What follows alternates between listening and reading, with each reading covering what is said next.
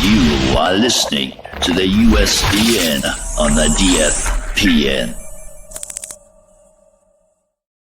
What is up, everybody, and welcome to the 28th episode of 2025. And as always, it's the chairman of the United States Department of Nerds, where we are for the people, by the people, and of the people.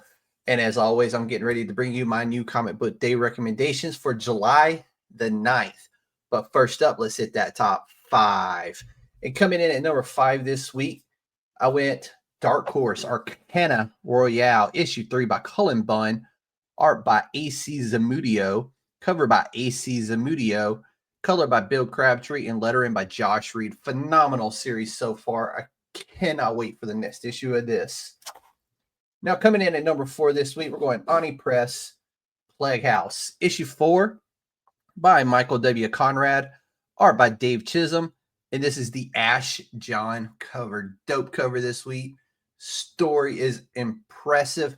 Check that one out.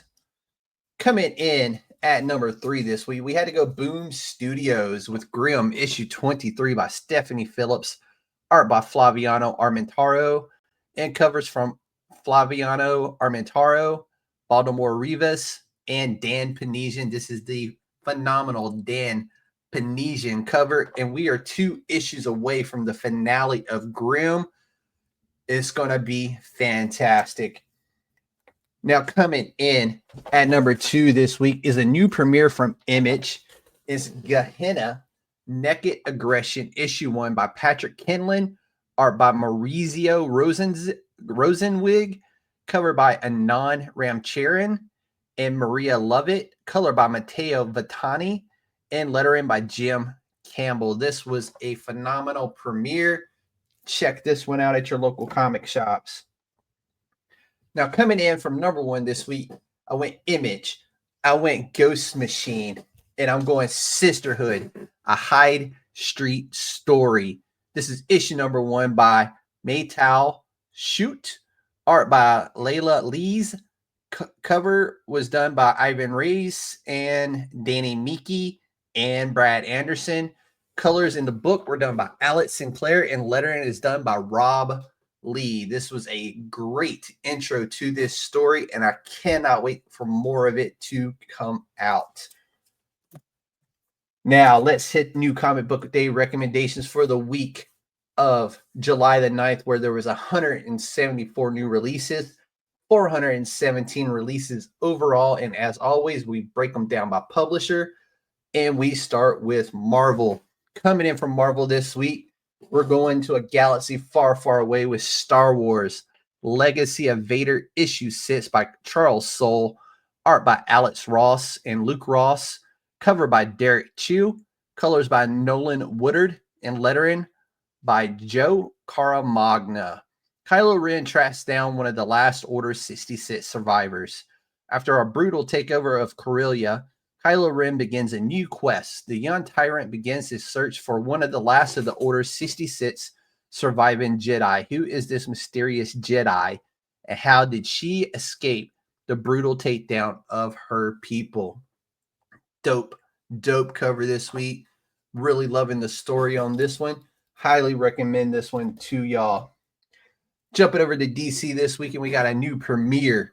It's going to be Batman Gotham by Gaslight, A League for Justice, issue 1 by Andy Diggle, art by Leandro Fernandez, cover by Leandro Fernandez with Matt Hollingsworth. The groundbreaking Elseworlds epic continues. Last year, DC's iconic Elseworlds was ushered into a new era with the release of Gotham by Gaslight, The Kryptonian Age, which was fantastic, continuing the iconic saga of the Batman of the Victorian era and pulling some of DC's most iconic heroes into the Gilded Age. Now the team behind the hit series returns to tell the second part of the epic tale in Gotham by Gaslight, A League for Justice.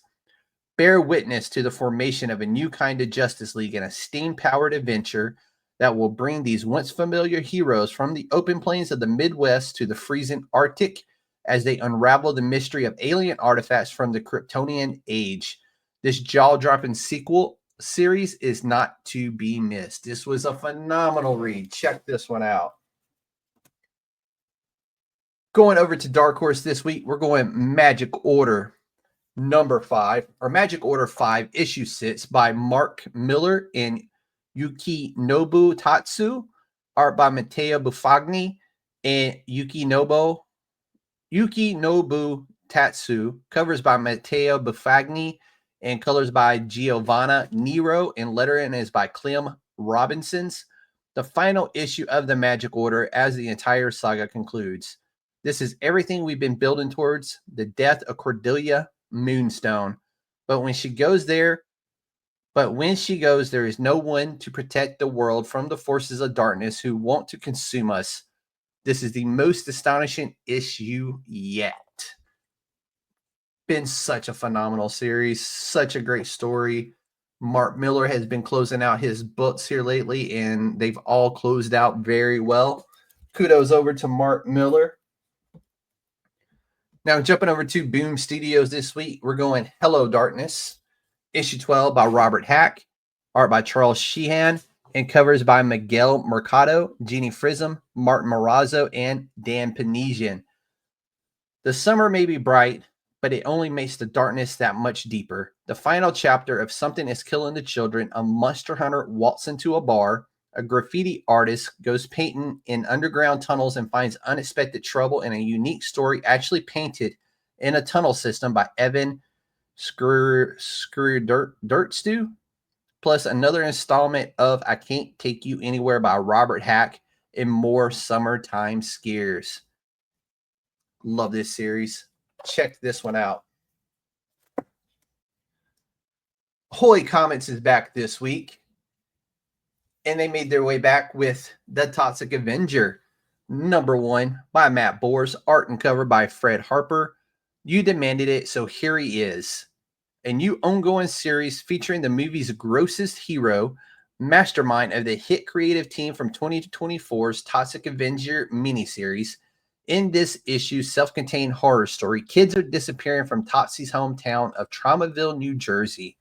Did they simply run away from the chemically polluted town, or is the real explanation even more frightening? Find out before the new Totsy film hits theaters this summer. So good, so fun. Always enjoy reading The Toxic Avenger, New Jersey's favorite son. Check that one out. Going over to IDW this week with a very much new premiere, very anticipated, and I can highly recommend this one. It's going to be Beneath the Trees Where Nobody Sees, Rite of Spring, issue 1, written by Patrick Horvath, art by Patrick Horvath, and covers by Patrick Horvath, Tony Fletz, Riley Rossmo, and Scotty Young. It's been 8 long years since a bloodlusting brown bear drove into the city, kidnapped a kind young duck, dissected his body, and buried the pieces in the woods. The duck's family painstakingly sought justice, but this brown bear was smart, and she covered her tracks. And in the 80s, there simply wasn't a way for the duck's family to find answers. But it's not the 80s anymore. Almost a decade after cuddly brown bear Samantha Strong solidified herself as the sole serial killer in Woodbrook, the world is entering a new era. As Samantha will soon find out, there are no secrets in the age of the internet. And those who lost loved ones to her massacre haven't given up the flame of justice. A reckoning is coming to Woodbrook. Join visionary writer and artist Patrick Horvath for one of the most anticipated comics of 2025. This was so good. Go grab a copy of this book. Give it a read. It was so good. Check that one out. Now, coming in this week from Oni Press, we have Blood Type, issue 2, written by Karina Becco, art by Andrea Sorrentino, and cover by Miguel Mercado. Feeling drained yet? The summer's bloodiest horror bash is just getting started. From Hugo Award-nominated writer Karina Becco and Eisner Award-winning artist Andrea Sorrentino comes the second blood-soaked chapter of the milestone first-ever standalone horror series from the most notorious name in terror, EC Comics. Welcome to Scaradise. Immortal vampire Ada has just started settling into her new island paradise home, complete with an ample food supply of pasty tourists. Who's going to miss one or two here or there? Vacation accidents happen all the time, right? But as Ada continues to explore her lush new hunting ground, the specter of a different predator casts its own will of evil over paradise. She has to keep a low profile while fulfilling her own bloodlust and carefully trying to understand what hunts the hunter. Very, very good. Get in on this one while you can. Also from Oni Press this week, we're going Dark Regards, issue 3 by Dave Hill, art by Artyom Toplin, and covers by Artyom Toplin and Noah Bailey. Gary, Indiana must be destroyed. From writer Dave Hill and artist Artyom Toplin, the One Man's insane but all too true autobiography finally gets to the good stuff, all the ass-swinging violence. Dave is on the cusp of getting a huge late-night writing gig, but his new Norwegian arch nemesis have different plans. They've crossed the Atlantic to bring ruin and hellfire to the hometown of Witch Taint's Dave's hyper-extreme metal band and taking his mom hostage until they can meet in one-on-one combat. There's only one problem. Witch Taint doesn't actually exist yet. Dave Hill, you crazy mofo. This is phenomenal shit right here. Check that one out. Also from Oni Press this week, we have another new premiere. And that's going to be Rick and Morty versus the Universe, issue 1 by Daniel Kibblesmith, art by Jarrett Williams, covers by Dave Barden, Juan Gideon, and Troy Little, and colors by Alessandro Santoro. Move over, Big Bang. Get wrecked, Big Crunch. Galaxies come and go, but our plane of existence has never faced anything as consequential as the first ever Rick and Morty comics event. From the deviant sites of Comic Mastermind and multiple Emmy Award nominee Daniel Kibblesmith and artistic annihilator Jarrett Williams, the summer 7-part countdown to the end of everything that was, is, and will be begins with a bachelor party that gets a little too out of hand. Rick's old buddy, Dimension C137, has reached his universal half-life and is getting married to the female presenting embodiment of the Parmesan Dimension.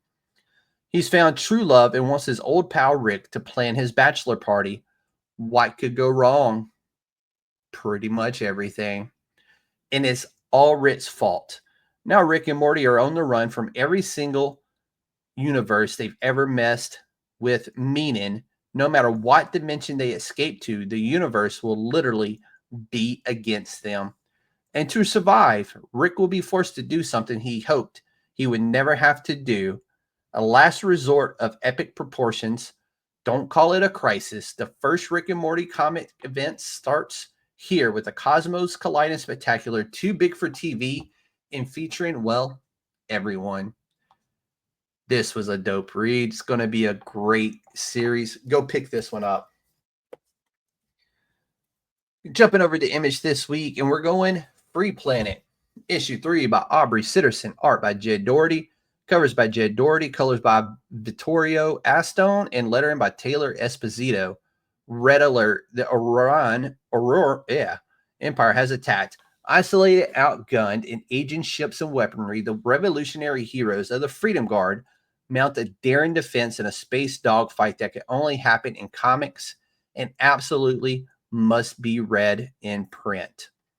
Plus, the arrival of the Yuri Kin, an alien ambassador from the enigmatic Quadros Hive. This has been a phenomenal, phenomenal read. I can already know it's going to be in one of my top books of 2025. Check that one out. Also from Image this week, we have I Hate Fairyland, Volume 2, Issue 42 by Scotty Young, art by Nate Picos, Derek Loffman, and Jean-Francois Ballou. Cover by Derek Loffman and Jean-Francois Ballou. Fairyland goes grim dark with the arrival of Helicorn, your favorite new demonic anti-hero. In search of his stolen, sawed-off horn, Helicorn will stop at nothing to retrieve it, unearthing the macabre underbelly of gothic children's stories in the process. A bold new direction for this new, old era of I Hate Fairyland. This is so good. Check I Hate Fairyland out. Go pick up TPBs if you can. Give that one a read. Now, last up from Image this week, we're going with a new series premiere with The Unchosen, issue 1 by David Marquez, art by David Marquez, covers by David Marquez, colors by Marissa Luis, and lettering by D.C. Hopkins. Miniseries premiere. 13-year-old Ada waits in a city laid waste by a massive explosion, a scene of devastation that she caused. Pursued by rival forces wielding incredible powers, she must discover who truly wants to help her, who wants to control her, and the truth behind her own mysterious past. Acclaimed creator David Marquez makes his highly anticipated debut as both writer and artist on his first creator-owned series. This was a lot of fun. I've been waiting for this one for quite a while now, and it was so damn good. Was not disappointing. David Marquez has a treasure on his hands with this one. Go pick this one up. That's all I got for you this week for the week of July 9th, New Comic Book Day recommendations. Let us know what you picked up down in the comments below. I hope you enjoyed this 28th episode of USDN Shorts, because it's going to be the last. I have decided that this show, my New Comic Book Day recommendations, are going to be a monthly show that will happen at the end of the month, and it's just going to be a summary of the month in new comic books. I'm doing this so I can put more focus on my regular podcast shows that I haven't done in quite a while, it feels. And I want to get back to what made USDN in the first place, with comic book interviews and also my normal show that I would do once a month. And I want to put more focus on that and less on comic books. Now, there will still be the comic book show, like I said, at the end of every month. So the last New Comic Book Day of the month, there will be a show, and it will summarize basically the month. And you call it a top 25, whatever you want. It's just going to be what I thought was great for that month. And that's going to allow me to focus on other things that I want to for the podcast. But if you enjoyed this show, please like, subscribe, share us with your friends. On behalf of myself and the Council of Nerds, this USDN short is USDN approved.